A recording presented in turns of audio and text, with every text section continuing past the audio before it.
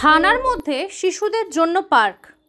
শুনতে একটু আশ্চর্য লাগলেও হরিহরপাড়া থানার মধ্যে শিশুদের জন্য পার্ক তৈরি করা হয়েছিল, যেখানে শিশুদের খেলার দোলনা থেকে সুরসুরি রয়েছে। এছাড়াও রয়েছে শিশুদের জন্য বিভিন্ন ধরনের পাখি সহ ময়ূর, কচ্ছপ ইত্যাদি। পার্কটির নাম চন্দ্রদ্বীপ শিশু উদ্যান। পার্কটি 1995 সালে তৈরি করা হয়েছিল। বিকেল হলেই এখানে ছেলেরা ছুটে আসে। এই পার্কটি পুলিশ ও পাবলিকের মধ্যে সুসম্পর্ক গড়ে তোলার জন্যই এরকম উদ্যোগ নেওয়া হয়েছিল বলে জানা গেছে স্থানীয় সূত্রে।